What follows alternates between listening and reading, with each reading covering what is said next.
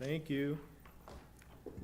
Okay, so if we're going to dispense with the opening statement, let's go to the exchange of materials, if any. Dean? We were asked to have all our proposed language ready. We have those in order here. The city needs to make copies for everybody. That's cool, but we just brought the one. Excellent. So Then we'll we- make copies at some point, and Okay. likewise, the city brought proposed language for Uh-huh. all of the remaining items. Okay. And we can either hand that out as we go or handle it out all at the beginning. Okay. Whatever's convenient for you. Do you have a preference, Tom? Maybe as we go, so we can Okay. explain. And these, what These are- numbers are these? Does this These are have the to really- six, these are the six proposals. All six proposals, that was our understanding from last meeting, that our proposals were just that, proposals, and didn't include proposed language. Okay. And so we made sure that now they have language attached to them. Well, how about if we take a 5-minute break?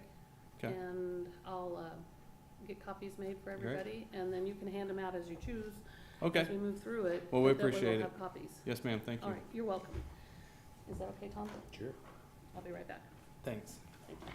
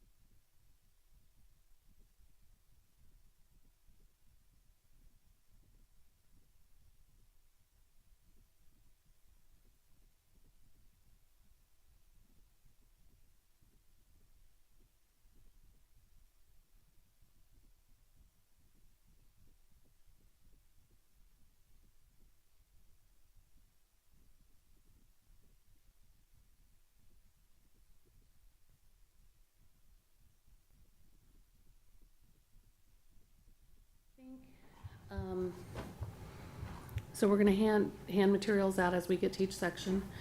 And old business was Article 8, Section 8.1, and we kind of discussed 8.1 and 8.2 together. Would you like to exchange the language on that? I believe we passed that out last time.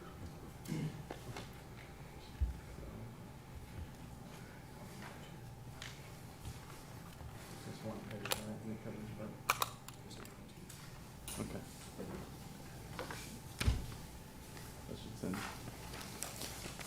Should cover F4 down here.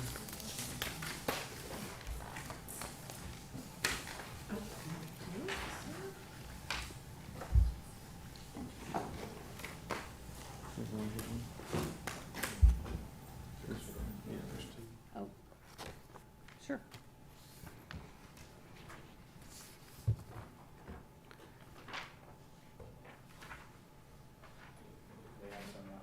Oh, good. I swear I made 12. Yeah, one page, yep, thank you.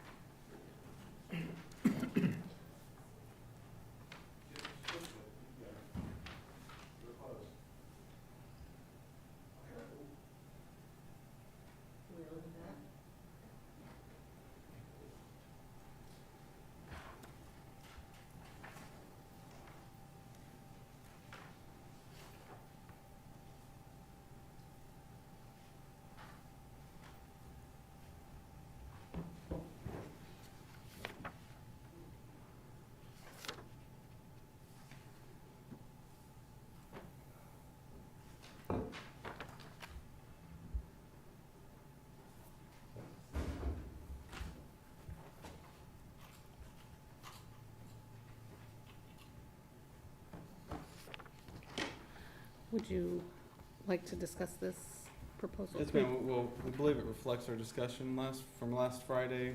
We requested specific language be proposed, and that's what this is. Okay, So, and let me see if I understand it correctly. Are you proposing a 2-year agreement with this, or a 1-year, or is that left open? We're not proposing a length of time for the agreement. Okay. Though that, our understanding is that that is something both parties will discuss. Right, Or that top section is our current language, thank you. and then below that is the proposed language. Okay.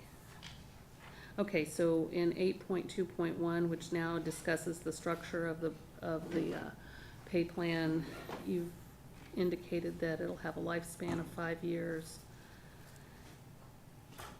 and that the city would review it every 3 to 5? No, that's simply a compensation study Okay, to establish to establish whether or not there's a need for a general wage adjustment, and if so, how much. Then we created a second section for the cost of living adjustment that we discussed based on CPI.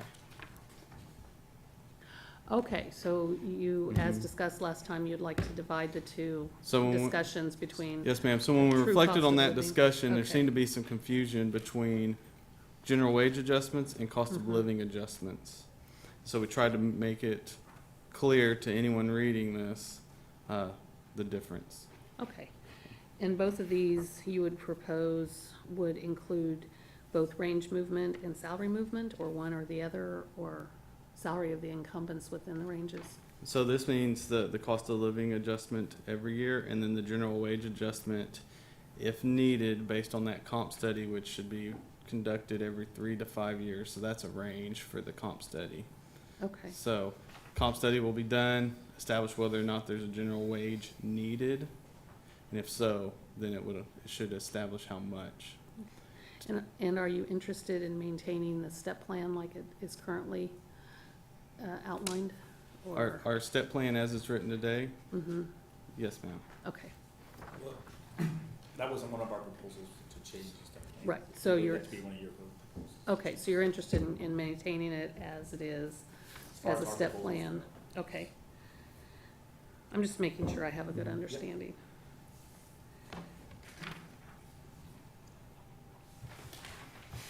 And when you make each one of these statements, I know in previous years, we've had some discussion on whether that just means a range, moving the minimum and the maximum, or whether that, and the steps, of course, or whether that means moving the, what I call the incumbents inside the range, all the members that are in that pay, job classification. Mhm. So both section 8.2 and 8.3, as you propose, would move both, Yes.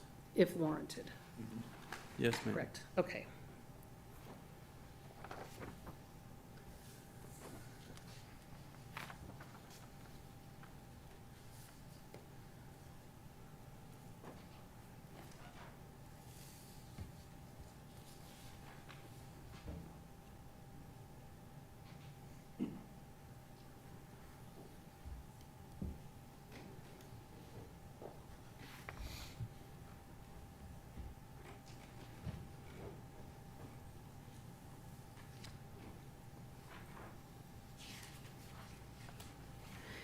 And did you have any idea on the CPI?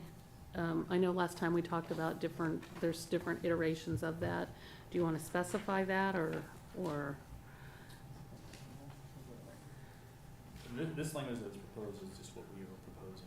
If we want to have the discussions and have those negotiation topics, then that could be, Okay, whether it's regional or Discussion. national, or, okay, this is our language that we're proposing. okay.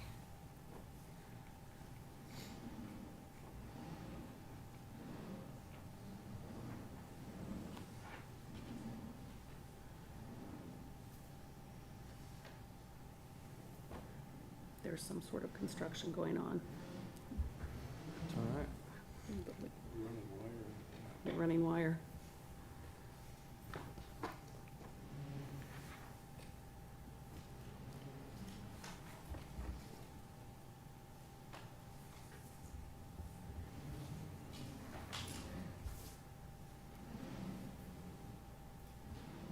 So does the proposed language, is that proposed that you eliminate 8.2.2 and 8.2.3 and 8.2.4?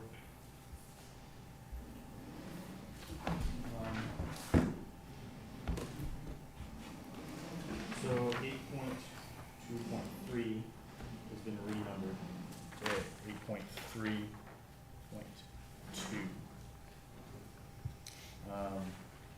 8.2.4 has been removed, and I believe 8.2.2 was more specific to the years of the current contract, so it would not be necessary.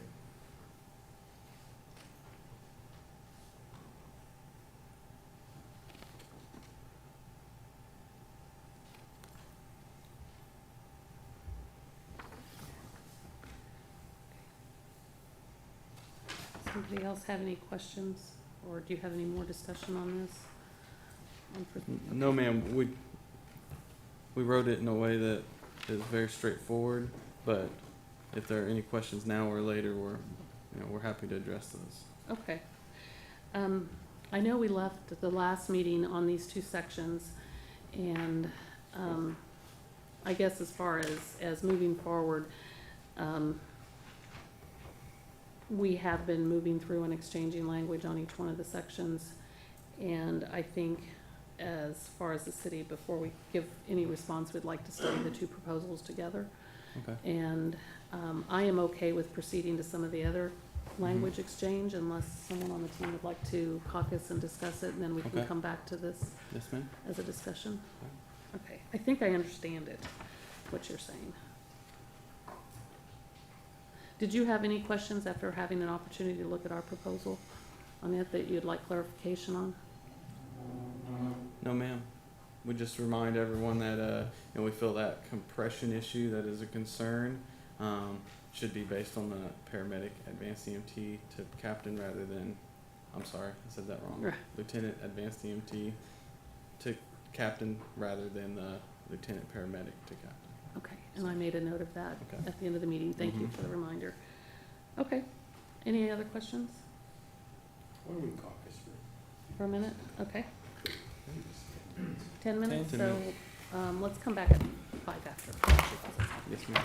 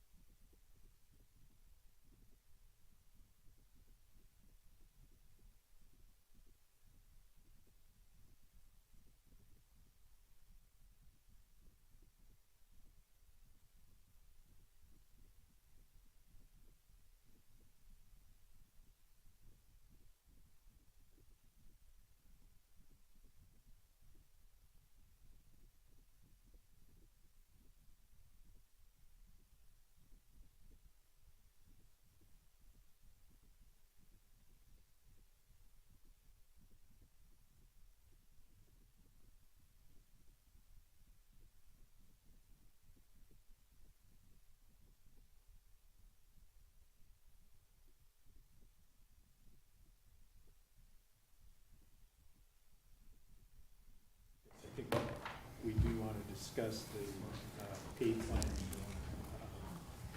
or the pay proposals that you had. I think Lori will probably walk you through a suggested way that we can better understand it. Okay. Sorry, Fine. should have pushed back, sorry about that. It was fairly easy for me to comprehend what you were proposing by that language, but I'm the one with the compensation background at the table, so for the benefit of the entire group and possibly anybody who watches the video, we'd really like to have you walk through your proposals much as we did last week, with the pay plan. And one of the things I'd really like, if we could, is put the current pay plan up on, Elmo, and maybe Casey can help with that, and have you actually just walk us through an example. You can pick an easy dollar amount, like $10 or something for one of the steps, for example. Are you speaking to the pay plan itself? Because we don't have a proposal to change the pay. Right, so if you could take our current pay plan, we handed it out last time, and it's in the MOU. If you could take that and put it up on Elmo, and for everyone's benefit, walk through each one of these sections and tell us what would happen with each one of those and the contents of each one of those cells, well, not each one, but a cell, what would happen to it with your proposal. Lori, real quick, I think, Mhm. for example, who's the 2.5% for 2019, right? Yes. So, just how the fire department received 2.5% this year for 2019, it would look just like that, except that number would be based on that CPI. So the June to June was the months that we're using for numbers here, though we think those are good numbers to use. So it would look just like that. If the CPI was 2.5%, that's what it would have been. If it was 1.5%, it would have been that. It just reflects that cost of living. Okay, so Amount. so let's just use step one, for example. Okay. And Casey, I think you're, This is the existing one. yeah, the 2019 one. Yes. Okay, so 2019, step one, and really kind of help out the whole group if you could. Okay. So step one for 2019 was in an hourly amount, or, well, in an annual amount. We'll use the bottom one. How's that, Casey? Okay. So in an annual amount, when I come on board, I start at 42,110 annually. No overtime, no ad pays, no nothing, but that base pay. And maybe for discussion, we should discuss what base pay is for everybody. Again, you and I talk about this more often, but to make sure everybody understands Okay. what we would agree to, so that Tom understands what we're making a proposal for. Yes, ma'am. So we're talking, our pay schedule that Mhm. Casey has up on the board Mm-hmm. is our base pay. It's before overtime, before Yes. ad pays for Mhm. various things that are later, Mm-hmm. we're discussing later. It's, And it starts at that 29, full-time 12. status. and it starts at full-time Mhm. status, So when we say not when you're I come hired. on, but what we all understand, we mean when we promote to full-time firefighter. We move to full-time firefighter. Okay. So when I'm hired, I move to extra board, which is not a part of this discussion. I'm hired as an extra board, Mhm. and I start at, in 2019, I started at $42,110. If I worked full-time. If I worked 29/12. Your annual hours are 2,912, correct? Yes. Okay, so I would start there, and then I would go into a training class, again, as an extra board, which is not a part of these negotiations. And during that class, I either become an AEMT if I'm not one already, or I already am, or I'm already a paramedic, correct? Yes, ma'am. So, at the end of that training, I move to either, You're still below the 42. If you're in training as an extra board, that does not reflect, right, because you're not necessarily working Yes, ma'am. full-time. So complete the fire academy, then Right. begin working as an extra board. That's indefinite, but but when I come In on 1 or 2 full-time, years, become a full-time firefighter. so when I come on full-time, I'm either certified as an AEMT, and for the benefit of anyone watching this, Mm-hmm. that is, could you define that just briefly?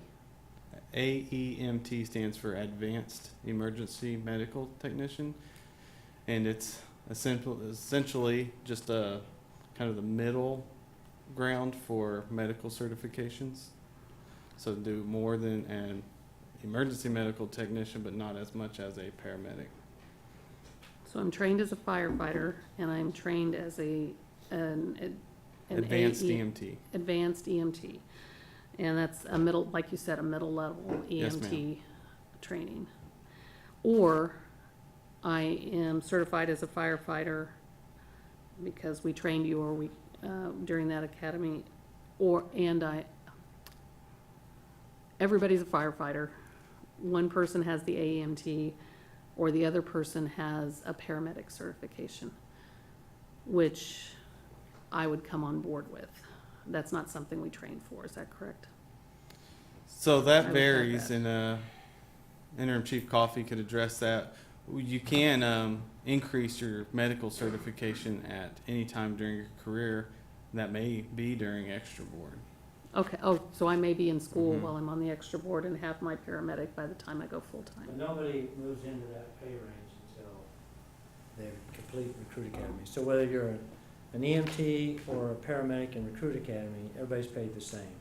As soon as you graduate, if you have your paramedic, then you move to that starting wage of that firefighter, paramedic.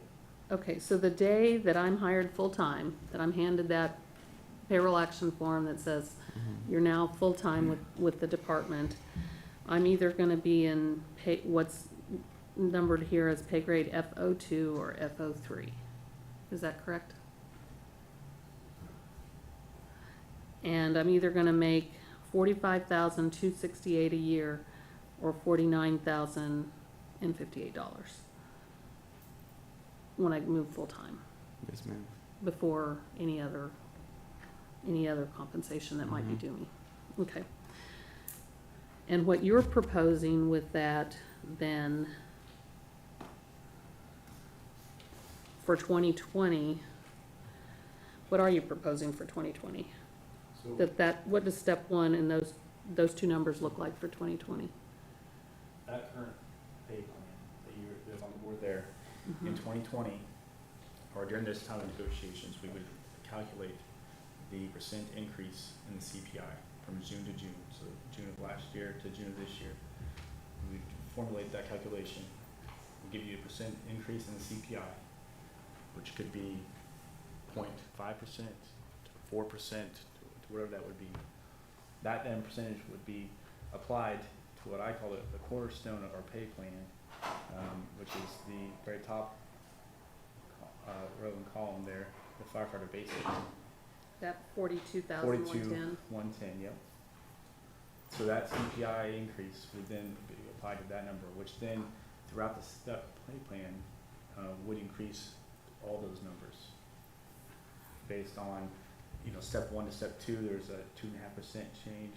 Step 2 to 3, there's a 2.5% change. So those would all be increased by that CPI percent calculation from June to June of that previous year. Okay, I don't calculate. So that would move the whole pay plan, and then I refer to this as a maintenance program to make sure that we continue to be at market average or market competitiveness, because other market cities are doing the same or something similar to that. So that would move the whole plan as a maintenance program for that. And so that 42,110 that I'm hired at as an extra board, and which you refer to as cornerstone. Mhm. So the cornerstone of the plan, step 1, pay grade FO1, 42,110 in 2019, you would up that by the CPI. Percent increase from June to June, yes. June to June, so it'd be July 1, 2018. To June of 2019, you calculate the percent increase, and then that number would be used January 1 to increase the pay plan.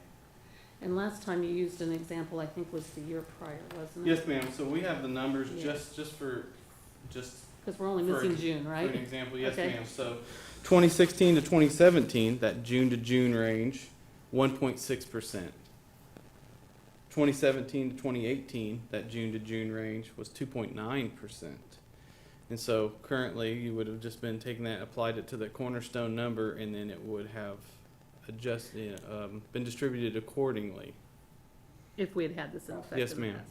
So So you we're can all, kind of see what it would look like. Currently what we have done is we took the 2018 pay plan, we had changed it by 2.5%, that cornerstone, and it gave us these numbers that we have here. moving into 2019. Moving into 2019. That was part of our Correct. agreement that we're currently operating under. So all we're changing would be that, it's that 2.5% that we negotiated, Mhm. which used in the CPI, and changing it to maybe 1.6 or 1 point. So the only one that's missing for 2019 is the June number, That's correct. which, We do you know just- what the other we don't 11 months have- are? I'm sorry? Do you know what the other 11 months are? The June? Well, we would be July? calculating that, the difference between June to June.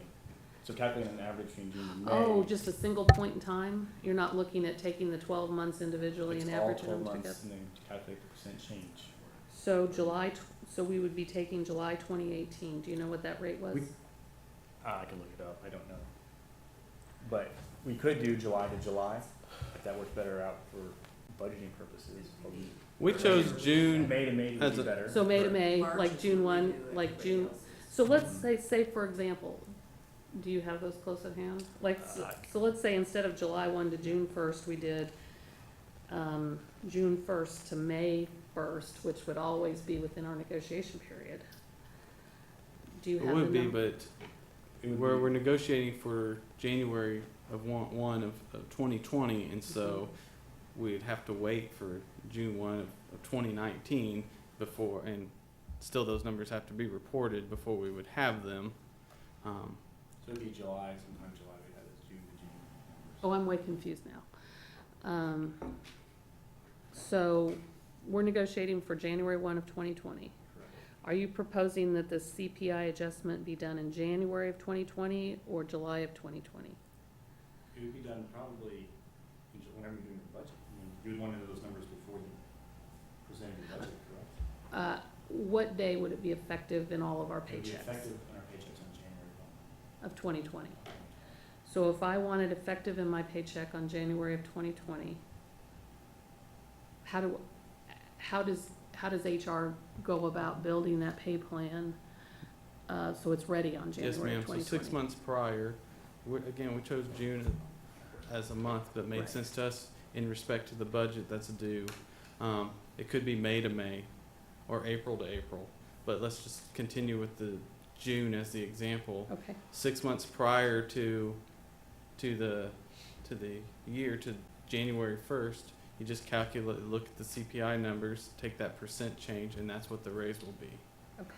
So the city manager is getting ready to propose a budget Mm-hmm. a couple weeks. We know what 11 of those 12 numbers are right now. We can do 12. We just May to May. Okay, That is can you the- pull those up and tell us what those are so we could calculate a budget? We may need to caucus to do that, take a little bit of time to do the math. But just as an Okay. example, if we look at previous years, last year it was adjusted by 2.5%. We negotiated a hard number rather than the Mhm. CPI, and it was actually 2.9, so it would have been a little higher. But the year before that, it was 1.6, and we got 2.5%. We had negotiated that hard number, and the CPI was a little lower. CPI most accurately reflects the market, which we believe is a fair way to do it. The city manager would have that number prior to the budget and would know to budget the 1.6% increase that next year for our salaries, or the 2.9, or what have you. Okay, Can I ask can you repeat, you said, so for 2019, you all had a 2.5, but the CPI would have been 2.9. Yes, ma'am. And the year before, you all had a 2.5, and it would have only been 1.6? Yes, ma'am. So in both cases, using the CPI in one case it would have meant more, and in one case it would have meant less. Yes, ma'am. Okay, I just wanted to. Not an incredible amount either way, Mhm. but a fair amount regardless, because it's, again, set based on economy nationally, so, Okay, so that's an example of what would have happened the last couple of years. yes, ma'am. I realize you want to know what exactly would happen January 1, 2020 if we did it right now. We're going to get those Right, numbers okay, for you. that It's sounds just taking great. a minute. Okay, that's great. We can do that during a caucus too, if you like. But let me continue on to Casey's question, and we touched on this last time, but let's discuss it a little more. Let's say, let's say it's zero. Let's say, Mhm. and it doesn't very often hit on zero, but let's say it's 0.5 Yes, instead ma'am. of, or 0.2. What happens in that case? Then the CPI is set, and that's the cost of living adjustment we receive. We believe it's it's essentially the market value at that, for that year. And it should reflect the cost of living for everyone. Okay. So, And if it's zero, there would be no change? unless the city wants to implement a minimum amount, yes, ma'am. Okay. If it's literally the reflection of the CPI, then it would be a 0% increase that year. Because we believe that means that overall the city wouldn't have not received enough increase in the budget to merit that type of salary Okay. adjustment. So your current language that you've proposed is the COLA is defined as a % increase of the CPI from June to June of the previous years. So for example, 1/1 of 20 would be CPI from, well, probably 7/1, right? 12 months, okay. 6/1 of 18 to 6/1 of 19. Right? Yes, And so ma'am. we do a budget for that, and it'd be some number, Some number. which we'll calculate in caucus. What if that number is zero? Okay. Based on this language, would that be zero? It Yes, wouldn't ma'am. necessarily be an increase. It Is that would what I'm be hearing? 0% CPI, which would result in a 0% cost of living adjustment. Okay. And I realize it doesn't happen very often, but what if it's, Below what if it's that. minus point? Yes, ma'am. So we 5 talked, or- and if you look at the trend of the CPI, Mhm. it has happened. It's happened twice. I believe it was 40 years. I'd look again to be exact, but decades. Let's just say Somewhere, long time. decades. It's happened twice.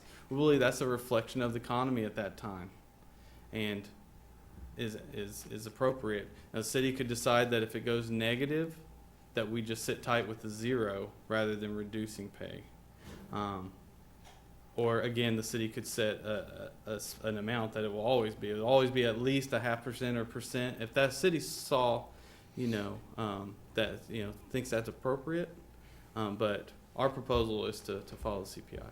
So your proposal would be either to do it exactly, whether it's positive, equal, or negative? Yes, ma'am. Okay. Okay. And we do, again, okay.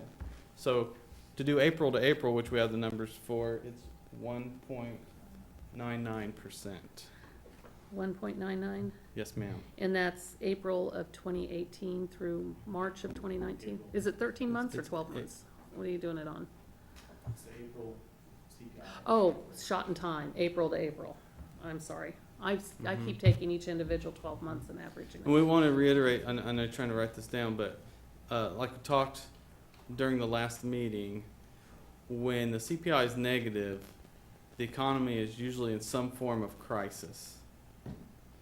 And most likely, the city as a whole, the fire department, on its own, are facing some tough decisions. And a negative CPI may help prevent layoffs or what we call brownouts and things like that. If we were in that situation, again, we don't bring ideology into our contract, but we hope that everyone gets together and we start trying to come up with solutions that, one, prevents the loss of jobs, but also maybe the reduction in pay because the economy has hurt us. I don't understand the term brownout. That's I okay. understand Don't worry layoff. about it. It's just, it's okay. We're just trying to prevent people from not working. So we would want, Loss in the of jobs, loss event of economic crisis that's resulting in a low CPI, a below 0% CPI, we we do hope that everyone wants to come together and try to get creative in navigating those issues. Okay.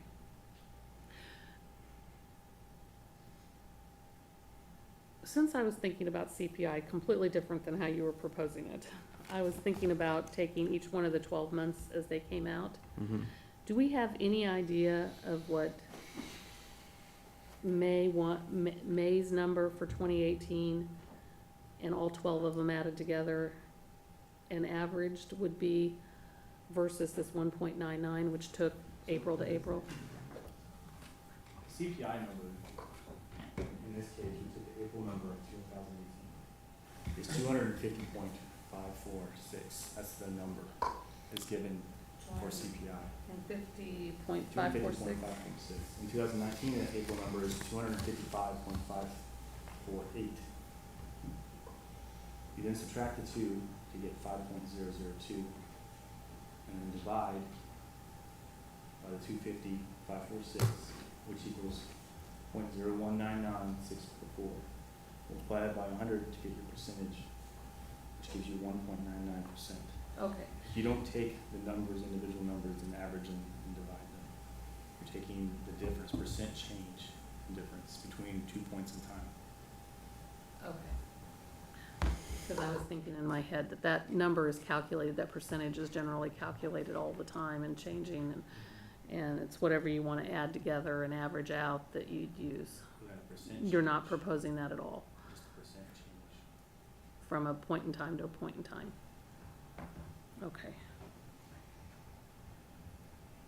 And you don't really, other than establishing it in the MOU, you don't really care what that point in time to point in time is? Just a number that we can use for I think budgeting? if I was budgeting my life, I would want to know ahead of time and able to put it into your reports and be able to budget accordingly. So, if your reports or budget is due at a certain time, it also takes time for them to gather that information and have those numbers out. So, they don't have the June numbers, and you don't have May numbers currently right now, so right now it's available in April. So, Okay. whatever would work in your budget and your timeline to make sure that you are able to budget appropriately and know ahead of time. And those are the numbers we would use. But we want to use a 12-month. Some 12-month comparison. Yes, ma'am. And We'd then ask also for those there's things. consistency, Mm-hmm.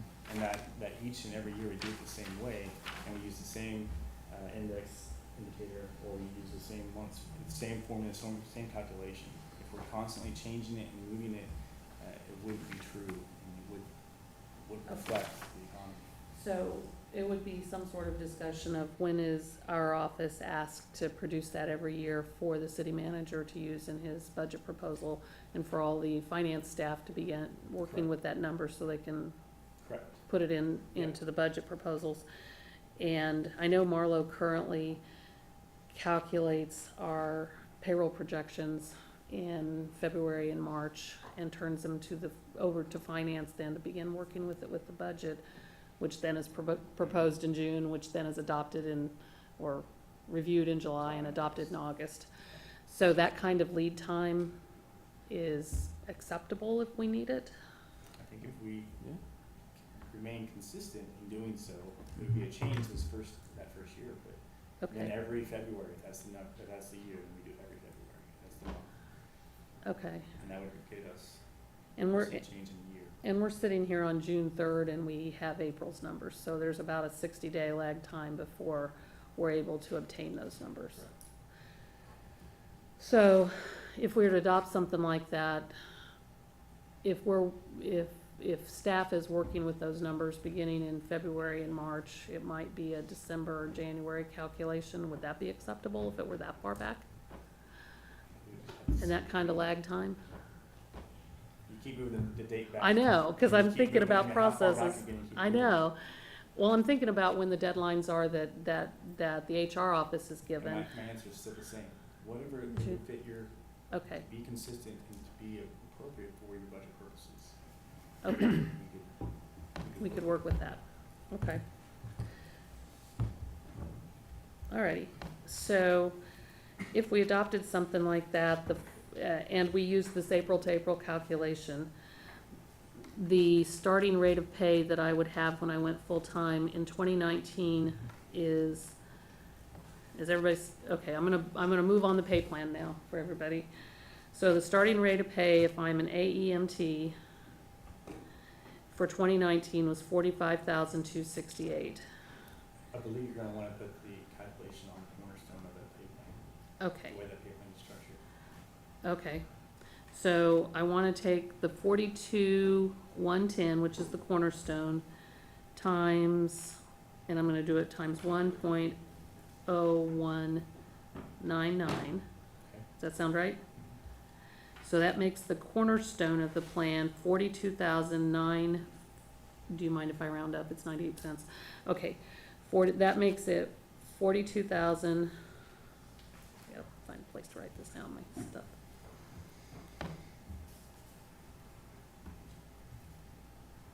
$42,948, and then that's gonna move. I think the next step is. 2.5%. I think 45,268 is 6.5 or 7.5%. Oh, I'm sorry, yeah. And the steps are 2.5% for the first, I think. Yeah, let me go down here real quick. 45,000. I probably have this somewhere.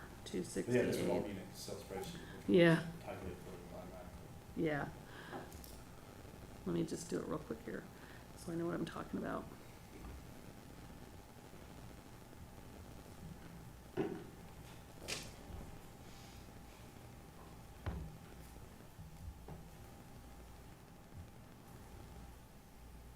Okay, 7.5% is the difference between that basic and that AEMT.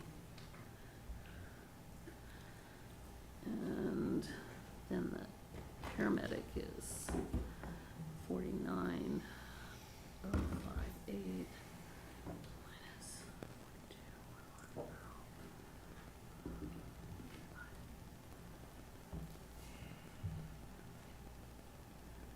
Is 16.5%. So, does everybody catch that? So the difference between, in the 2019 pay plan is 42,110. When I'm AEMT and I go full-time, it's 45,268, and that's 7.5% above. Does that make sense to everybody? Tom, following? Okay. And if I'm a paramedic, the difference between the 49,058 and the 42,110 is 16.5%. That all make sense? So for 2020, so that's the 2019 pay plan. So for 2020, that 42,110 turns into 42,948, correct? Because it's a 1.99 CPI using that April to April number.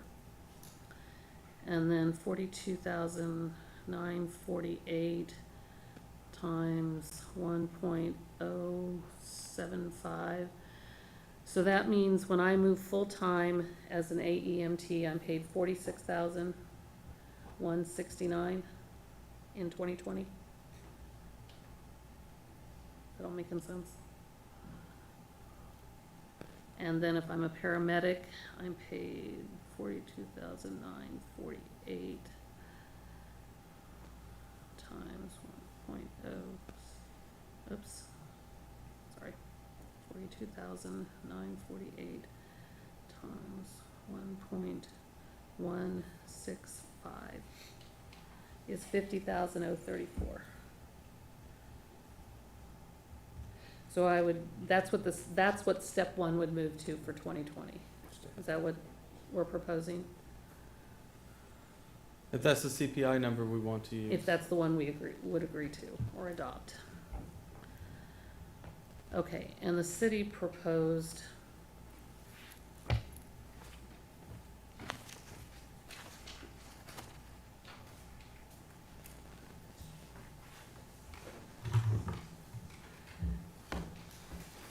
$47,798 and 51,080. Mhm. Okay.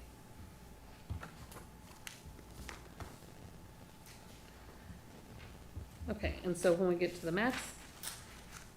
maximum of the ranges, I think, but I won't swear to it with the Excel formulas, but I think we use the same math over here at the top. So for a person who is a tenured employee with us and is at the maximum of the plan, well, they don't stay in that pay range, so, because nobody's there. Everybody moves up to the engineer range. So if we do that same, Lord, everybody doesn't move up to the engineer range. Firefighter, some people remain as a firefighter. nobody currently. Okay, I'm just saying. Okay. It's not a requirement. You don't have to, you're right, Yes, it's not a ma'am. requirement, so we'd have to have it, but currently, we don't have anybody above. Currently, we have 6 or one 7. firefighter rank. Correct. Maybe it hasn't started yet. What's the effective date for our newest hire chief? He's current. Okay. So we do have a firefighter. So one of our new people are in that range, but they're not at the He's max. a firefighter AMT. Okay, He's receiving, and he's at that step pay. 1 right now. yes. So he's currently at this 45,260, I'm sorry, I'm assuming it's a he. Oh, that's bad. This one was, yes. 45,268, and in January would move to 46,169 until their 1-year anniversary, in which they would get up to 2 steps above that. Okay. I guess what I was pointing out when I was looking at the maximum of those ranges, I was just gonna calculate the maximum of the engineers. That just a little confusing, because nobody goes to the maximum. They can, but so far, nobody has stayed in this rank. Because it's, for the benefit of everybody that might be listening, it's a self-driven advancement. If I'm a firefighter, either AEMT or paramedic, I'm self-driven to move to engineer, correct? So anyone who accomplishes that goal, gets to move there. Minimum criteria. They can promote to engineer.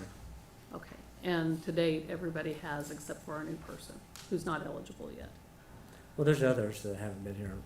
You have to Long have time. 2.5 years worth of time as well. Okay, so there's some that are in the lower part of this pay plan, but not at the max.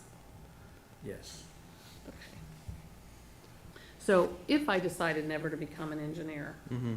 and I stayed there, which doesn't happen very often, but if I decided next year, in 2020, I would go, in January, I'd go 72, 417 times, and I'm just gonna take it times that 1.99. It might be just a hair up and down off that based on formulas. 1.0199. So I'm gonna go from 72,417 to 73,858. So if I'm a firefighter AEMT who does not choose to do engineering or and just stay in that rank for my career, I'm gonna go to 73,858 in January, approximately, give or take a few dollars. Okay. And if I'm a paramedic,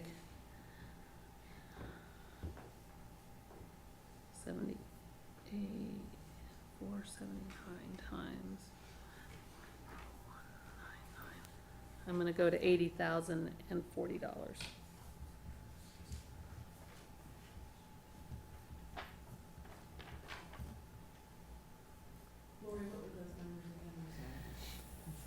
For the AEMT, firefighter AEMT at step 24, so that means I have worked my way through all my step increases. I'm at 73,858. And if I'm a paramedic, I'm at 80,040.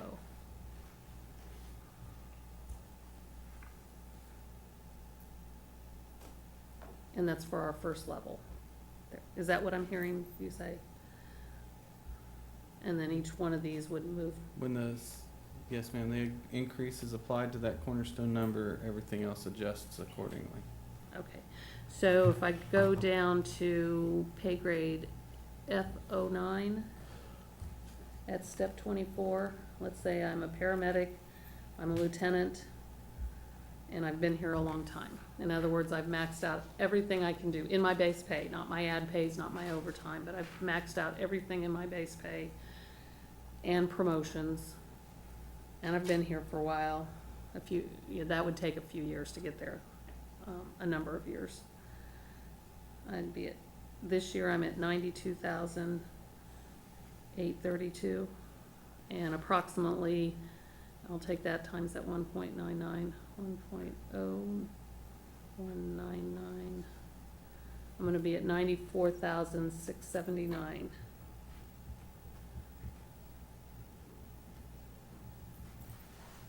On January 1 of 2020, right?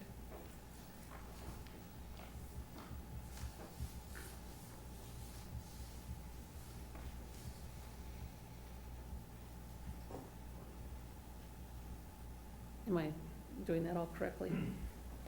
Well, I know you can't Yes. see my calculator. Assuming I'm hitting the right buttons. Okay, is that making sense to each one of you? On how that works? So this addresses the step increases in the COLA, what about general wage adjustment? Yeah. That's the next, that's a different calculation. Are you suggesting one of those for 2020 as well? No, man, we just had a compensation study completed, and that would fulfill the, the proposal. Okay.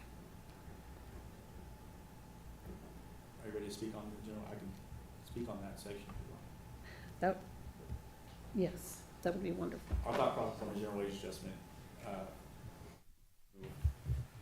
dedicate or have some sort of way of maintaining market competitiveness. And we understand that every so often you have to reevaluate the market competitiveness with your peer cities and such. So our language discusses, lifespan is about 5 years. You probably should revisit that depending on the economy and how things are looking. And based on that, you would get a report back, just like we've done this past year. Get a report back with recommendations on adjusting the general wage adjustment and seeing where things are at. Do you propose that being an external agency or something? We've done it both in the past. We've done it ourselves. It's a lot of work for us, but it's something that we're willing to do. If the city deems it more important to spend the funds to do a third party, we appreciate the report that was provided this year. Would you be Seeing the numbers would be more beneficial, but getting the report was nice. So. Would it be something that you would be supportive of having HR staff do versus an external third party? I think it's either a third party or a joint. Third party or joint? Or joint.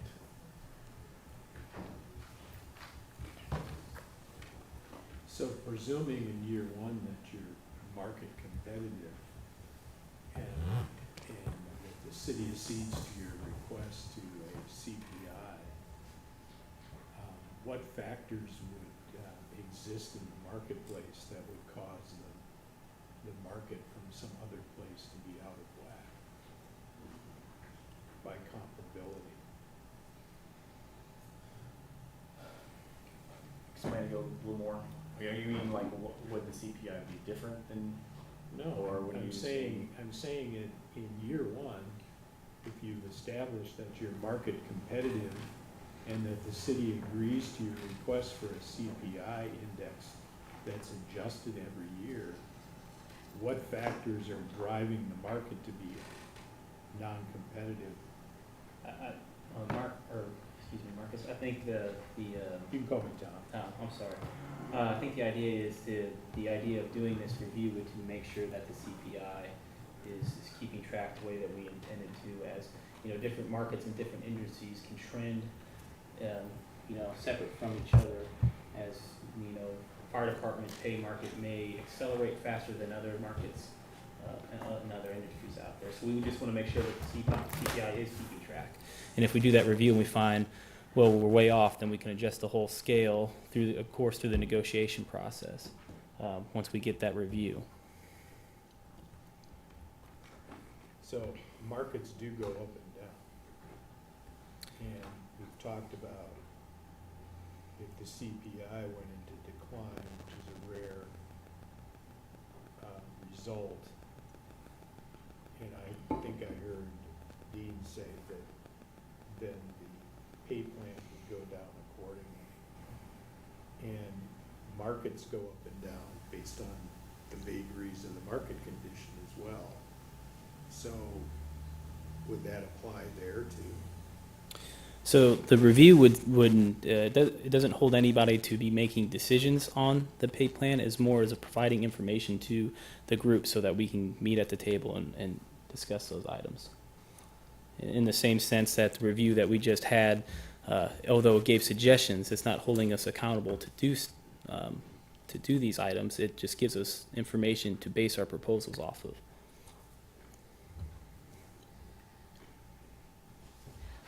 So, I mean, the current pay studies that were just released from the Human Resources Group both suggest this, to be doing this every 5 years. This is just putting it in writing. so what I'm hearing from you is, the question is, so let's say we adopt this. And for 2020, we're moving the ranges 1.99%. Let's just say we adopt this example. Then, and we've done a 2018 market study, so we have some idea to know that our pay plan for the IAFF is okay, we know where it sits with the market based on the consultant's report. So we truck on out down the road, 2020, 2021, 2022, and we're sitting at 2022, and we've made a couple of these CPI adjustments based on whatever occurs going forward. And we do the market study again. What happens, and what I heard you saying is that you feel like that market study is some sort of check and balance on the CPI to see if it's working. What if we find that our market cities are not have not moved as much as we've moved with the CPI? What do you want us to do with that information? Because I think it would be similar to what we're doing now. We found that the pay plan in our city is not keeping up with the market. And so now we have that decision to make. What do we do now? How do we spend all this money to get them back up to market in order to retain and recruit employees? And the city has that responsibility, the IAFF does. Exactly, I understand, yeah. I'm just saying that those are the same types of questions that we'd be answering. We would see and know, how do we handle this situation? How do we move forward? How do we get to where the city wants to be? How do you get there where you want to be? so. Do we have to adjust? I mean, So this example is, we come back in 2022 and our market is moving faster than CPI, is what I'm Mhm. hearing you suggest. Is that the could be a market's, possibility. it could be a possibility, and in that case, you would wanna sit down and discuss, how do we move up to that market rate if the CPI has Be a not? general wage adjustment to get people to where they need to be. So we And get if to, you're saying that we're way over the market, is that Yeah. in your example, yeah, we would have to discuss how do we get where we want to be? where do we wanna be? I guess that's my question. Well, I think that would be. Where do you want to be? Where do I want to be? I think Right. in our packet here, it states that The city's priority is to be market competitive, correct? Correct. So and it that's where says you in wanna there be. that even from the 40 to chief, 60% is what you have this set as, that qualifying as market competitiveness, if you're falling that 40 to 60%. That's what the report states. what was the chief statement on that? I can Yes. find it.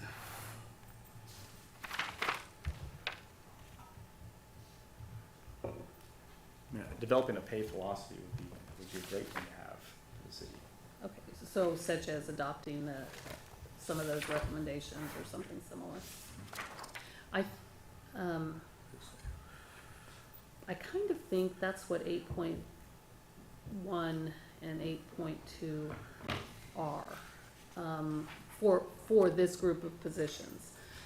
You're right, the compensation policy that we use for the primary pay plan would be something that I'm presuming our office would present to the city manager's office and may be adopted for the primary pay plan. But for this group, for these 3 job classifications, or 6 job classifications, 7 that well, there's a few more there. But anyway, the firefighter, engineer, and lieutenant in the fire department, this table is where we I guess, adopt that philosophy, isn't it?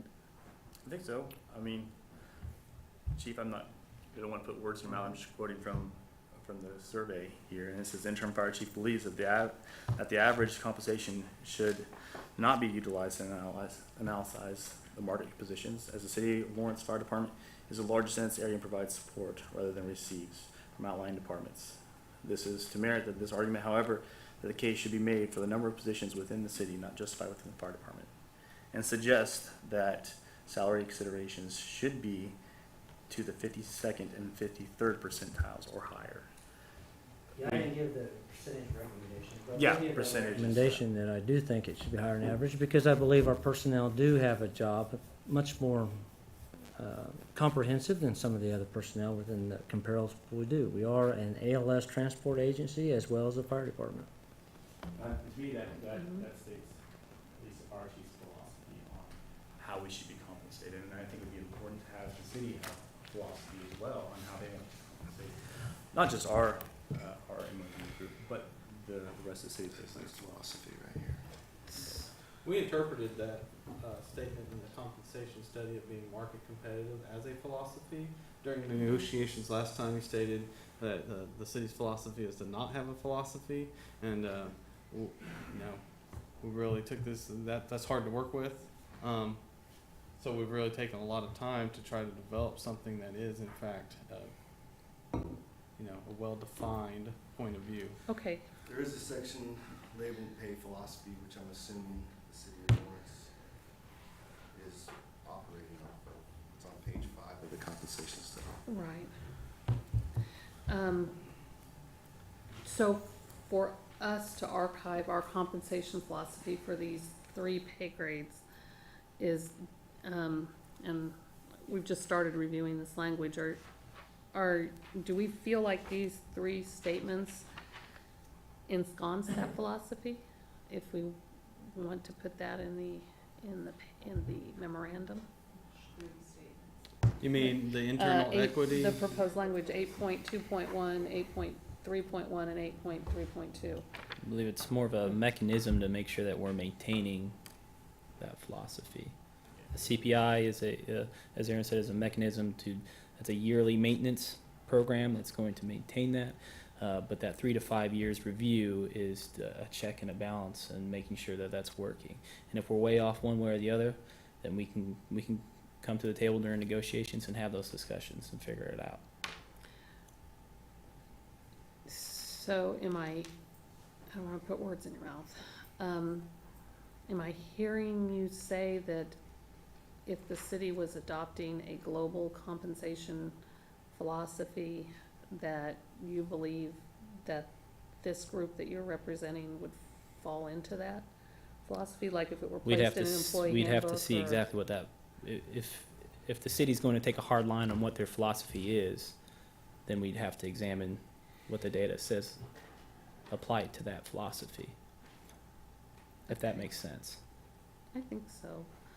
We do believe that, each employee group has the ability to negotiate a contract that creates internal equity, and though it can work within that scope of a philosophy, it does get applied differently because all our jobs are different. What we do is different, what certifications that are required are different, the amount of hours are different, conditions are, it's just different. So just because on paper 1-for-1 may not match, the ability to negotiate it does, which makes it equitable, and a philosophy simply creates that scope as to kind of what we're trying to achieve. So if that is that 40 to 60% range, that doesn't apply to everybody. The 40 to 60% range on the fire department looks different on on sanitation as it does on parks and rec, but it's still that range, it's still a philosophy. Okay, so much like we did last time, where we indicated that the fire department wanted to develop a policy on, I forget, it's our one almost TA, what subject was that, I forgot right now, voluntary demotion. So, much like we did 4 years ago, when we said collectively and ensconced in this agreement that we wanted to spend time preparing a voluntary demotion policy you're proposing that the language this time should say much the same thing for a compensation philosophy for the city? No, ma'am, we didn't propose anything like that. Okay. Okay, so you're hoping that this language would fit a compensation philosophy if the city would adopt one at some This point? is our interpretation of the city's philosophy based on the comp study. Is to have Okay. a general wage adjustment that keeps us market competitive Okay, and has a cost of living adjustment that prevents, a deficit or, us falling behind in our wages. did the consultant report suggest both a market study and a cost of living study? Or was that like a combined effort in her estimation? I think, and you have it, I believe, in front of you, I think she discussed that she believed the city should adopt some sort of market measure, such as a CPI, An or some economic other, indicator. an Yes, economic ma'am. indicator. Mhm. So, For the years between studies. for the As years I between recall. studies. So from that report, I took that her suggestion is that we do a market study and true ourselves up with the market that we feel is important for us every 3 to 5 years, and in between that, we use some sort of economic indicator as To maintain. to maintain between. Is that what you're proposing here?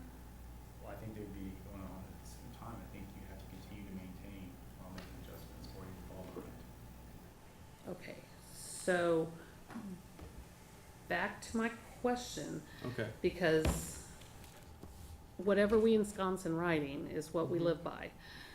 And we have to make sure that the wording would be what we mean. So this is not worded like the comp study report was, where it says to do it, the economic indicator between market studies. This says we do both. And what I don't understand is how we would accomplish both if they had diverse outcomes. If one said go up and the other said go down, and it doesn't really matter much which way, but the CPI Mhm. generally says go up or stay the same or Yes, close to ma'am. the same. Well, they're two separate things. So the CPI Right. is set, so essentially it's just looking up the numbers, and then we know Mhm. what the cost of living adjustment will be that following year. The general wage adjustment will be based on a comp study that is conducted every 3 to 5 years, and we could have a cost of living adjustment, that was, I don't know how it's going up or down. It's always going to be a little different, up or down. It just is what it is. The general wage adjustment will just show that in general wage needs to be at a certain level. So those can, they're existing separately, and the cost of living adjustment is not like, 10% is the normal, so if it's below 10%, it's considered to be going down, or above, it's considered to be going up. It just is a reflection of the economy, of the cost of living. The general wage is reflective of our market competitiveness. Casey has a Mhm. I question. guess my question would, I have two. The first is, this first section, proposed 8.2.1, talks about doing something every 3 to 5 years. If that's outside of the term of this agreement, I guess I don't really see why we need to have it in this agreement. My second question would be, if it is a year that happens to be the 3rd or the 5th year, and we do a market study, would the expectation be that you would get some sort of cost of living adjustment in addition to a market adjustment? Or if, as Lori's saying, the market says wages should be less, then it would net the two against each other. I think the expectation would be to take that information given and created through that study to come to this table and figure out answers to those questions. But what if it's a year that we're not at this table? Like, what if this is a 2-year agreement and it's not that's what that's what I'm really having a hard time understanding. See, I think the statement about being market competitive, especially outside the term of the agreement, is more aspirational than it is a binding provision. And I think if you get a COLA built in, those are pretty rigid to the term of the agreement. So whatever that is, it is, whether up or down or sideways. The market competitiveness is, as I understand it, we don't even have a group of communities that we can agree on as to what our market is. So, you know, both sides have self-interest, I suppose, and one goes with what they think are gonna be higher, and one goes with what they think are gonna be lower, or at least that's the suspicion that gets created in the process. So, I think the way she stated it was aspirational, that what you're trying to do is be market competitive. The reality is, if we're not market competitive, it doesn't just hurt the employee, it hurts the whole organization. It's a problem. But there's a vast difference between the range definition too, between 40% and 60% or whatever the numbers were that were in that study. So, I guess my point would be that we would state that it is certainly desirable to be doing that. That's my view, that you would want to do some analysis on a periodic basis. From the manager's standpoint of the city, I would tell you that the complicating factor is, you know, your local economy may be so bad that it starts to have an impact on ability to pay. And so I'm always cautious about getting too hard, too far out in terms of what those commitments are. But I do think we should have an aspiration that we are market competitive, that we do check the market on a regular basis. It would be nice to think that we could find some common ground as to what our market should be or who it is. Who do we usually compare to? We've met that challenge with the LPOA. I mean, we have defined names of the communities. Whether we have time to get that accomplished in this negotiation or not is anybody's guess. Have any questions about what I just said? No, sir.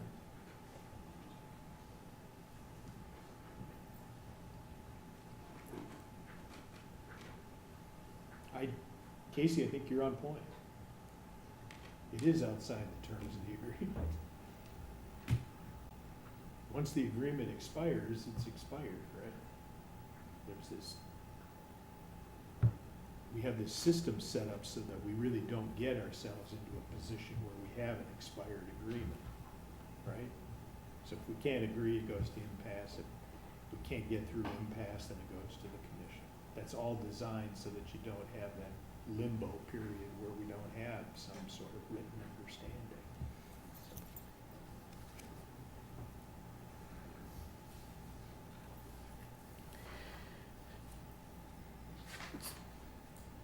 Keep going. Okay, well, I'm just thinking about where we're sitting between the two proposals. They're sitting here on the table. Yeah, from a number standpoint, but even from a wording standpoint. Talk about 8.3.2 that's proposed. So this says cost of living adjustment, but not general wage adjustment, which is the term that we use on the primary pay plan side. Yes, ma'am. Explain the intention of your proposed language here. Okay, the intention is that If the city institutes a greater cost of living adjustment to any city employee, employee group, or bargaining unit during the term of this memorandum, that adjustment shall also be instituted for the employees covered by this agreement. So, if there's a cost of living adjustment, then greater to other city employees, and every employee will receive that.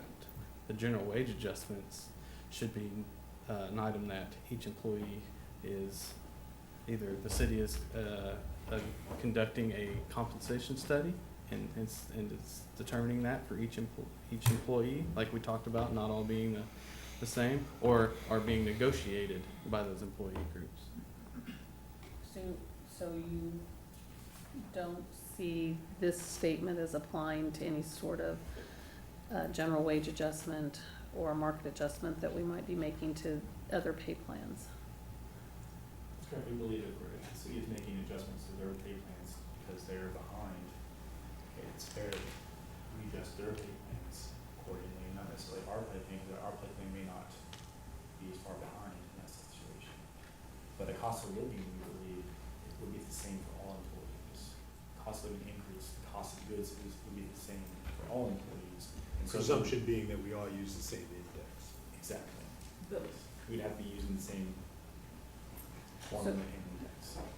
Yeah, so theoretically, there is no way that it would be different unless the measurement between two dates was different. You use Like if different we dates. used April to April and Mhm. some other plan used June to June or August to August. Right. Okay. So But- yours, But like the LPOA doesn't refer to the CPI. It has an amount set. Mhm. and So, you're not speaking of that. So That if an wouldn't employee trigger- group chose to negotiate a different way to use a cost of living, make a cost of living adjustment, then that's their right to do that. Okay. but Or what does if- that mean to you all? If the LPOA agreement says that they get a 6%, it doesn't, but hypothetically, it said they Mhm. got a 6% general wage adjustment, that's greater than what the CPI says. So the expectation based on this language is IAFF members would also get a 6%. No, ma'am, that's addressing a general wage adjustment, so it wouldn't apply to us. That So- should be applied to the police department as it stands in its market with other police departments. So it would only be if we used the CPI, or Well- call it a general wage adjustment. Or call it a cost of living adjustment. But if we call it a Those cost are of two living different things. adjustment, then it triggers this language. That's don't what I believe- don't understand. Okay. I think what I'm hearing, Mhm. what I'm hearing is that any sort of movement in any other pay plan is not a trigger for this pay plan to move. The only thing that would be a trigger for this pay plan to be moved differently would be if there is an actual COLA applied to another pay plan, which Yes, in my tenure here has not been the case. That's right. Okay, and because we've never applied a COLA, we've never used that as our calculation We measure. understand that. Okay, And we don't use the expression cost of living increase. no, but the proposal here is that That we we did. do, and if the city ever does, that you would want those to be identical. Yes, ma'am. And the only way they would not be identical is if we used a different COLA CPI It doesn't say measure. identical, it says greater. So if we Oh, if we did something less. reduced, that doesn't say they would take a reduction. It'd only be if we give somebody else something greater. So for instance, if the national CPI, which is the number you're using here, right here, the Mhm. national CPI is different than the CPIU, and the city adopts a CPIU, not that we have in the past, but let's say we did, and that happened to be greater than the national CPI, then you would expect the IFF plan to use that. But if it were less, you would not. Correct. And why is that? We've established a baseline calculation, so to speak. And we do advocate for that to be used for other employees. However, we encourage those employees to negotiate their own contracts. If they want something different, that's their right. Right, but what I'm asking is, why is it only one direction? Why is it we want to be treated like everybody else if it's greater, but we don't wanna be treated like everybody else if it's less. Well, it's in the interest of maintaining fairness, to make sure this is fair and balanced, so that Isn't fairness So- treating you the same whether it's more or less?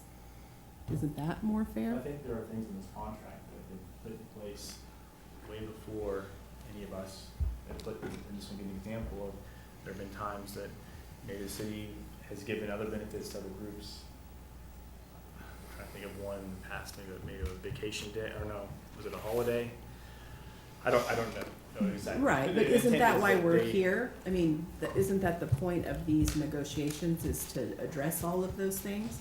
And if they don't get addressed, then that's why we come back the next time, is to address those things. I guess, And our proposal is to put language in the contract that addresses them immediately. but we don't get that. I mean, we're not proposing, again, it doesn't work both ways with this language. It would only be if it benefits your members. It wouldn't be if it was something that the city needed to do, because we didn't have the ability to pay, for instance. Well, the study suggests you should be getting that. You should have, 50% of the city is not getting paid market competitive rates, and they should have a general wage adjustment to meet that competitiveness. And then it recommends having a COLA to maintain it. So, No, but she's talking about, I think what you're saying, that if for some reason that they need to do adjustment to the negative, that everybody in the city would have to take that, and that what you're saying is you wouldn't take that, you'd stay where you're at, but everybody Yeah. else in the city would go down. And I just don't get how that is That's what she's, is and that's what you guys are saying. in the interest of fairness. Fairness is you're either the same, good or bad, or you're not the same, in my interpretation.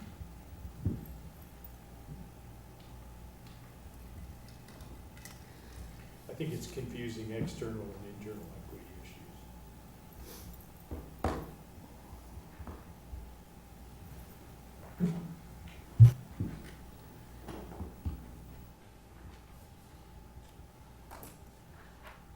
I think I understand a lot of it.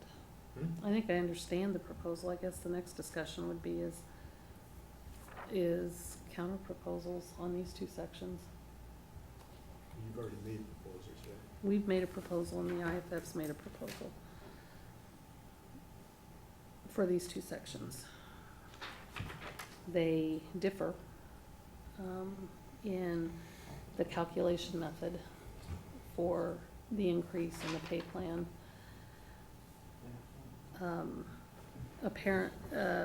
By quick calculation, they differ by about 1.5%, somewhere in there, depending on what the CPI number would be if we adopted it. And,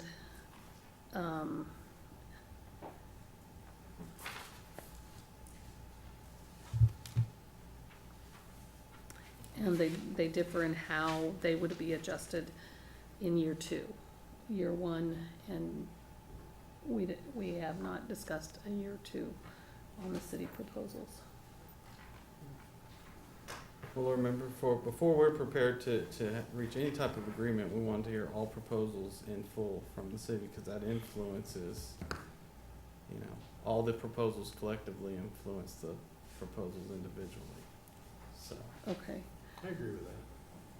We should go through the rest of it. Is there any more questions on these two sections that anybody has, or a discussion you'd like to have?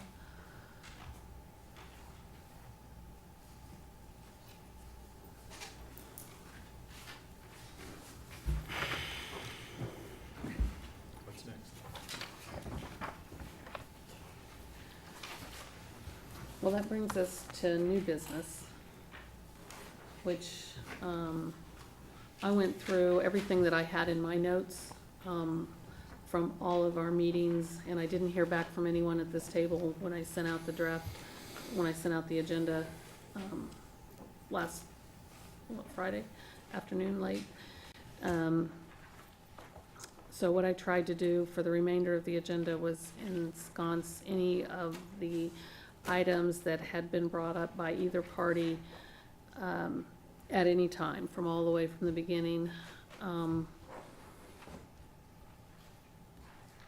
till now, and theoretically, we had covered everything except the economic items, although I did find one in here that I don't think we've talked about at all. It was proposed initially, and the language was also proposed. Contract language was proposed by the city, so we haven't spent much time talking about it in the past, but it does fall in this economic item area. So I'm hoping this is a complete list of anything that had proposed language from April 29th on, and at various meetings. There is some that the city has yet to propose, and there's some that the IAFF has yet to propose, and those, I think, are the copies that we made earlier and the copies I brought with me. So if there is anything else, let me know between now and the next meeting so we can add that to new business, but I think I've got everything. Okay. We'll just mention that our proposals have been clear since April 16th. We haven't spoken to them or discussed them, but we have submitted our proposals with very straightforward and understandable, language. As did the city on the 29th, I believe. The city gave a complete list on the 29th. On April 29th? April 29th. A lot of that language just says discuss or strike. I mean, it's question marks. It was not clear what those proposals are going to be, just that there is a proposal, some That type we of wanted to proposal discuss coming it. from the city. Discuss it during these negotiations, yes. And Tom walked through Yeah, we walked through them all on the 29th, I believe. every single section of the agreement. Right. So the remaining of this should be something, there's nothing new on here that hasn't been walked through by one party or the other. But these are the things that we haven't walked through twice or have not given exact contract language for. And I think that's what I put together as the remaining agenda items. And in my mind then, once we finish this, we'll have contract language wording for everybody's discussion items that were handed out and reviewed in April. So the first one on that, I just reiterated here because we had identified it as an economic item, but we spent quite a long time on May 6th talking about longevity, and unless you, we don't have anything further to present on that. I just wanted to put it on here because it was an economic item. Is there a question about that proposal from the IAFF? That it's somehow not clear, or? No, I think we understand the proposal in full.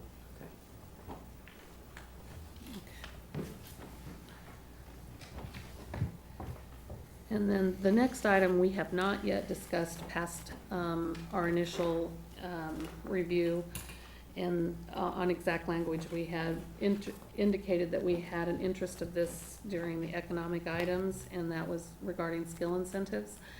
And our interest in this is not so much changing the skill incentives, but our interest is limiting the total amount, and that goes back to, it's currently at 15%, and the city would like to propose language that limits that to a smaller percentage. That goes back to our compression interest that the city has between the group that's being negotiated at this table and other members of the fire department. And so we would propose language that limits that to 7.5% rather than 15%. I do not think there is a desire to reduce anyone's current pay, but it would be an item that we would be interested in going forward in the future for anyone who is not yet at that level. And I do have some proposed language for that, which I'll pass out now. So real quick, Lori, I mean, when we say the city has presented the proposals, obviously that's the first time we've heard that. This packet says economic item, and so we don't know what that means when it comes to skill incentives. So clearly the proposals from the city haven't been disclosed. Nor was it ever walked through. I believe we talked about it on the 29th, but I can go back and look at my notes. I've got my notes on May 6th, we discussed, Mr. Marcus went through all these and indicated they were economic items. Yes, And that would be, and they wanted to have them discussed at this table. But never the fact that you want to reduce the amount, never the fact of how you want to change it. Well, I think that's why. That's why I wanted to discuss it at the table. Yeah. So this is the first time we've heard that you want to Correct. reduce that amount. I don't Is just, that correct? Yes, Okay. I concur with that, but we did say this was an economic item that we wanted to talk about. At this table. Right. No, that we We agree. understand.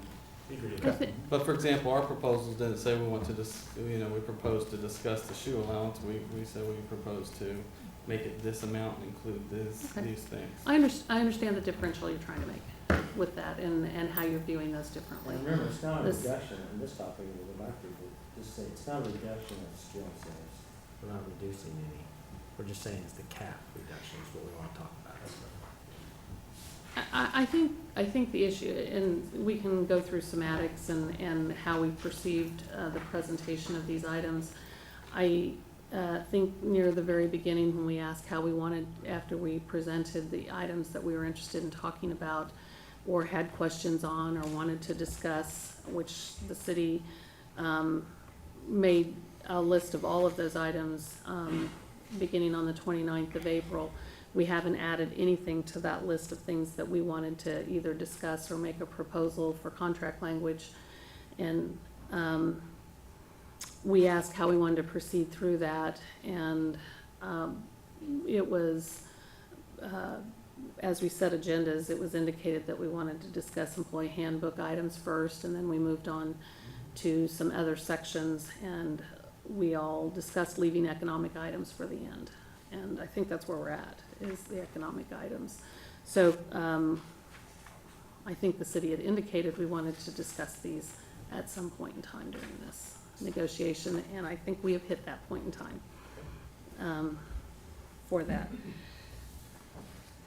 And so with that, I'll pass this out. I gave you one, didn't I, Jill? And these match the ones that we talked about in caucus for the city team.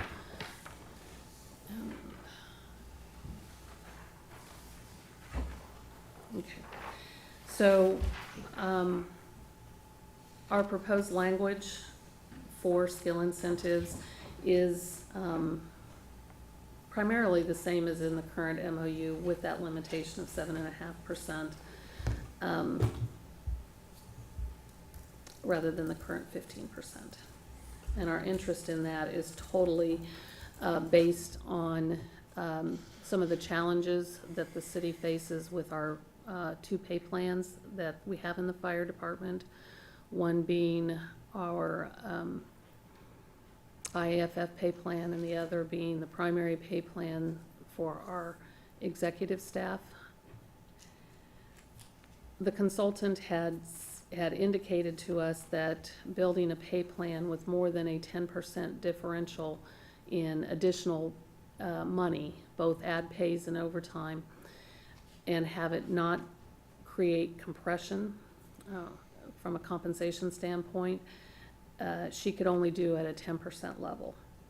When we have 15% ad pays available and more, we understand that there's even more than this, but currently there's 15%, and then acting officer can be on top of that, and overtime is in addition to that as well.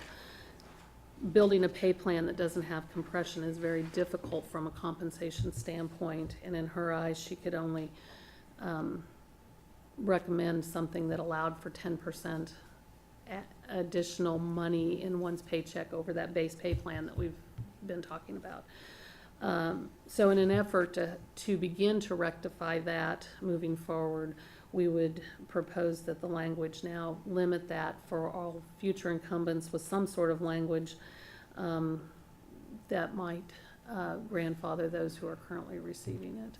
But this is our proposed contract language for 8.4.1.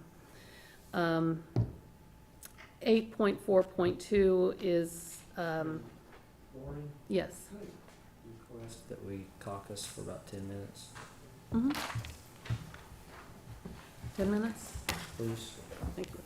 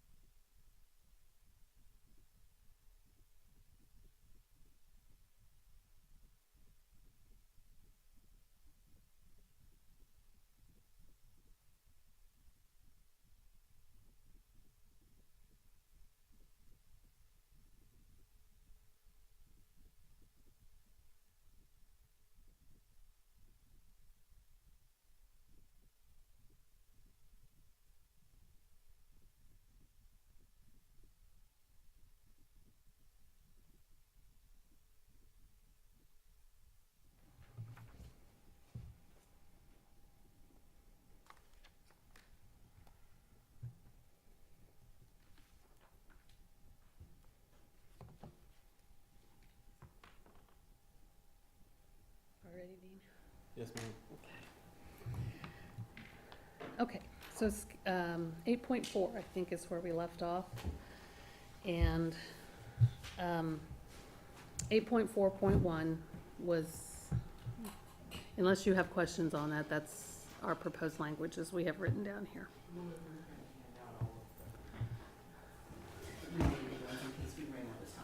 Oh, okay. Should we do that? Do you want to, we thought getting actually the pieces of paper in our hands, both directions would be a good idea before the end of the day. Is that acceptable to you, Yes, Dean? ma'am, that'd be appreciated. Okay. Let me pass these out and then I'll let you pass yours out so we don't get crossed over at the table. How does that sound? Okay, I'm handing out one now for 8.5.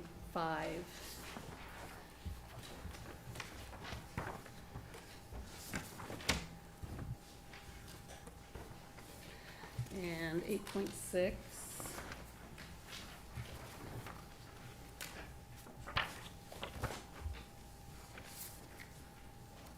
And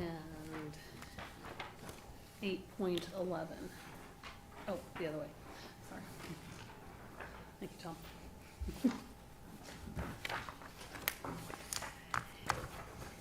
And while there are other items on the agenda, I believe that language has already been presented earlier and is in the city's working document that we send out. So this one, these are the only ones that have any new language to them since previous meetings. Just as a key to my key, the ones in blue on this is language that is newly handed out, and the language in black is either no change because we've indicated that, or there is no change, or we've handed it out previously. That was my color coding. Hopefully I got it straight all the way through.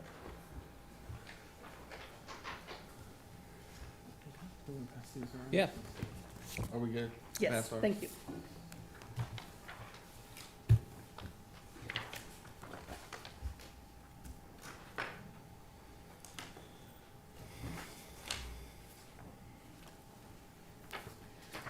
Brian, you stand, Jill.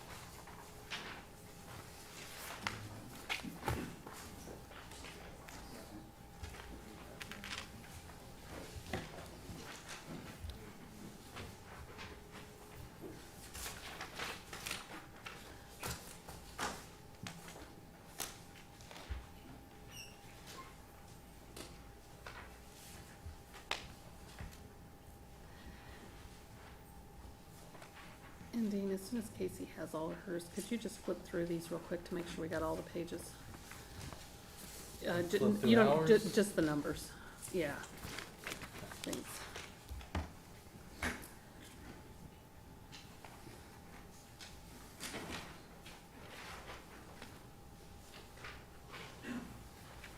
I wanna make sure I have every page.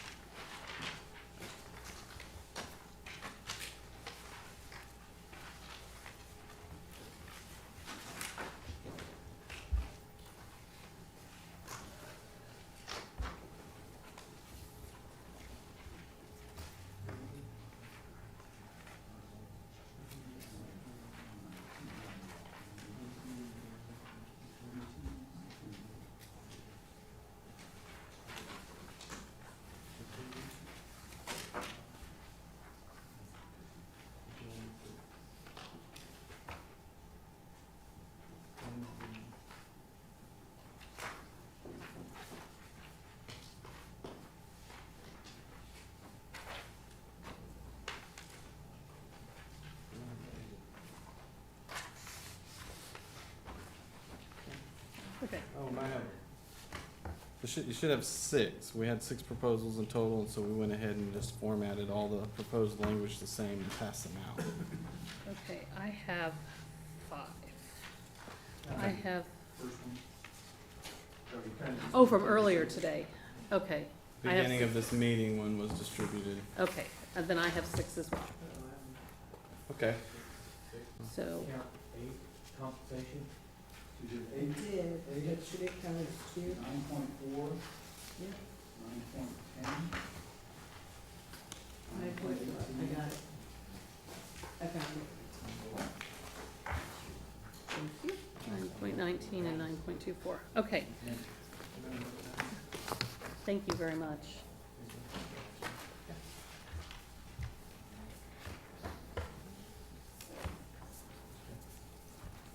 Okay, so I know when we originally, well, I think I remember from when we originally set these meetings that we wanted to discuss whether or not we wanted to go to 4 every day. Do we want to move straight up to 4? Do we want to finish going through one page of these? I don't think, what is your preference? We got 15 minutes. Sorry, Lori, I don't understand. Do we That's want to all go to right. 4 or go past 4? Is Just that what you're 4. asking? I think last time we had talked a little bit about whether we wanted to end it at 3:30 or 4. And we said, let's put 4 on our calendars and Okay. make the decision at the time. Are you, We're clear to until 4. then let's, I think we're all clear till 4 too. Okay. Are you guys, okay. Then I'll just pick up, with where we left off, and that's on 8.4, skill incentives, 8.4.1. Do you have any questions on that? As far as understanding what it is? You said there's still language concerning being grandfathered in that's not part of this. It needs to be. You mentioned something.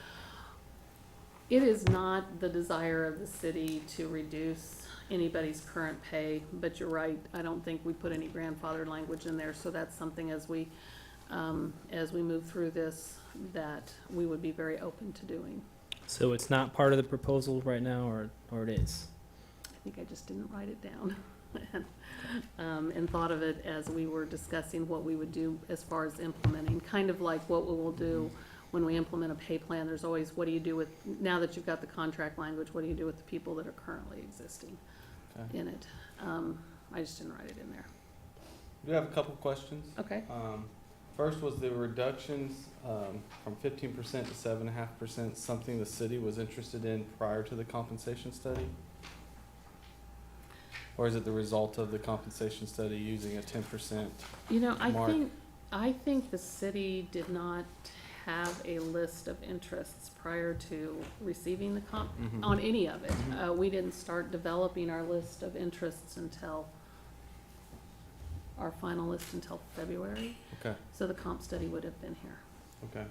And second, if we may, ask our interim fire chief, Coffee, how would this impact us operationally? If we reduce that ability to receive up to 15% skill incentives, if we reduce that to 7.5%, how would that impact us? In my belief, it wouldn't, other than just spreads the incentives more throughout the organization. Okay. Is there an impact you think that I might not be aware of? We've always believed that regardless of the percent set, it regulates itself because the fire chief makes the decision who receives an incentive. So, Absolutely, I'd make that determination based Yes, upon sir. the process, but there was a cap on that. mhm, And so therefore, the cap was self-limiting, mhm. and therefore somewhat 15% kept it from spreading out. If it goes to 7.5%, then more people are eligible for that incentive. The different incentives. Okay. Has the 15% been blocking people from receiving an incentive? We don't know, we never limited it, Okay. 7.5%. So it's always been at 15%. I don't know if it is or not.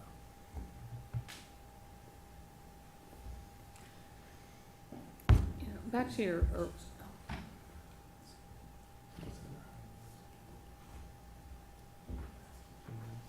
The eligibility's always been the same, right?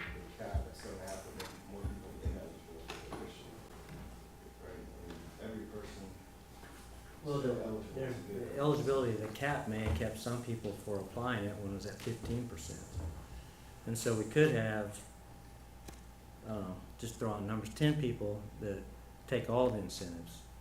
Or if you reduce the cap, or we set it at a cap at 15% for some reason, why did we have it set at 15%? And I'm assuming that was the ability to spread that out amongst more of the firefighters. So by reducing it to 7.5, wouldn't it therefore give more opportunities for other people to maybe have an incentive where instead of 10 people having 15%, now we have 20 people that have 7.5%? But even a cap that was, I mean, greater than 15%, a fire chief could make sure there was an evenly distributed, you know, number of No, incentives. I promoted based upon if they met the requirements Okay. and they weren't over the 15.5% or 15%, we selected the best person. We didn't regulate it by how many incentives they had, other than if they were going to exceed the 15%, then they weren't eligible. Otherwise, I'd be biased in my selection of the people. So we were selecting people based upon the best of their abilities, as long as they didn't exceed the 15%. I believe so, reducing this to 7.5% would limit the number of people who could apply for an incentive. Why would it limit it? Because all people who have 10% could no longer apply for that incentive. But other people that are receiving no incentive, They can always apply. they can apply. They could apply before. They could have, but maybe they weren't, this would allow another person. Maybe they didn't meet the minimum criteria. I So this feel, would be a. It's not about good or bad. Yeah, It's about selecting the best person we thought was fit for the job. correct. And this would limit that pool. I don't believe I it would. think, That person might be at 10%. yeah, Yeah, the best person would get a 10%, you can no longer apply. So that would be the Right, but limitation. then it allows somebody else maybe that have that opportunity to get into a position who didn't have an incentive, You have right? the- But that person had the ability to apply before. It's not adding new people to apply, they had the ability to apply. I've always had the ability to apply. Only limiting the number of people who can apply. And I don't think that's right. I understand what you're That's saying. What I think you're saying is, let me see if I can say it a little bit differently. What I think you're saying is that currently, if I have 10% add skill incentives already, and the cap is 15%, I am now part of the eligible applicant pool, regardless of my skills and abilities. I can be part of that pool, I can put in for it. If the program now says 7.5%, I'm no longer eligible, so I would not be able to put in my application and the chief would not be able to consider me. Whereas under the previous language, the chief would be able to consider me. Once it gets to the chief and once the compensation structure is established, the chief is picking on most qualified Merits. as long as they don't hit that cap. So what I'm hearing you say is there may be people who now are no longer eligible if we adopt this language. Correct. Okay. I would agree with that statement. I think part of our job, Yeah. this is my personal opinion, I think part of our job at this table is to set, much like you mentioned earlier, is to set our compensation structure. What is gonna be the boundaries in our structure? I don't think it's something that the chief should have to consider in his selection process. That, our compensation structure is what we sit here at this table to discuss. And I'm not quite sure how we got to the 15% in previous agreements, but what the city believes is important based on stuff that came back from the compensation study. If we're gonna make a compensation structure both for this group and for the group that surrounds it, the executive staff, we need to pay attention to that number. To not pay attention to that number from a city standpoint would be irresponsible. But I do understand the impact on membership. No, I don't. Laura, I was just gonna say, as we're looking at compensation study in regards to this issue, the 10% is, in regards to compression, and remember, these are incentives, so it's to do more work. You're getting some more Right. pay for more work, and so it's not really applicable to compression. Base pay would be applicable to compression. From a compensation standpoint, it is applicable. It's much like we talked about at the last meeting, one of the things we wanna do is we don't want pay to be a disincentive to one moving through our program. And when you get too much add pay onto that, it could be, you're right, it's for additional work for those incumbents. But spreading that work out among all of the people who are eligible is a couple of things. A, is it spreads it out so that the compression does not become a problem and pay does not become a disincentive. And B, it allows more people in the organization to become skilled at some of these things that we pay for, that we pay additional duties to. And if you get too many people doing, I'm not saying anybody has too much work to do within their workday right now with the 15%, but it also spreads it out so that the workload is spread out throughout the organization. Well, and that's what we meant by self-regulating, and the fire chief has that ability. We appreciate what you said, Chief, about choosing a person based on merit and not the number of incentives they have, but clearly if they had a lot of incentives that pushed them up to that 15% mark, they're not overworked and they're performing, at that effective or hopefully even outstanding, status. So really what we were saying is that we're just increasing the pool of people that may have not been identified as the strongest candidate for an incentive. Because right now, if you have 30 months regular full-time employment, you're eligible up to 15%. And discussing that percentage is fair, but everyone's equally eligible. And so the only way we're increasing the number of applicants for an incentive would be if a person that has over 7.5% already and was deemed the person most capable of that incentive and that is no longer eligible is the only way a person would get it that wouldn't have gotten it before. So I concur with that. I see where you guys are coming from on that now. But wouldn't it have the effect of pushing the incentives out to more people if we did cap it at a lower amount? It just feels like, and in this moment, having just heard this today, caucused briefly, it seems like it doesn't increase the eligibility for incentives. No, and I said I agree with what you're saying. It does reduce the numbers, but wouldn't it have the impact that more people would be eligible? Not more people eligible, it would spread the incentives out amongst more of the personnel. Well, to be, Okay. to be blunt, it's possible that someone would get it because the person who had over 7.5% already, now they're ineligible. If they had put in, they would have gotten it because they were considered the better applicant for that incentive. So if they're ineligible and remove them from the list for consideration, and someone less qualified gets it, then that's the only time that this would get spread out. But it does spread it out amongst the members of the In that case, organization. yes, Yeah. Yes, it does. Is that the priority or the priority to save money, or is it? I don't believe it necessarily saves any money, but it is compression. Totally, and as we typed it on there, our consultant noted that 10% was all she was able to build a recommended pay plan on, and she believes that's about about the limit that any compensation specialist could build a pay plan on, and in order to maintain those market pressures and also alleviate compression in a pay plan. So it's totally for the purpose of designing a better pay plan. So it's a redistribution, it's not taking anything away. No. My comment would be to this is that, I have been to a lot of commission meetings where we talk about wanting to have merit-based, pay on merit. I mean, this is our skill incentives are highly specialized skills. In some instances, take a year to 2 years before we can fully release somebody. Paying somebody for having a highly specialized skill and doing more work or working more, that is pretty much, that's the definition of merit pay. I don't think we should be trying to limit ourselves in a sense of only allowing that to happen to a certain extent or a certain cap. So. Well, Why is it 15% now? Well, honestly, I don't have an answer to the history of that. But why would we want to reduce it? I think for the reasons that we just talked about. And my statement is that I disagree with those reasons. Okay. With that, we're at 4:00.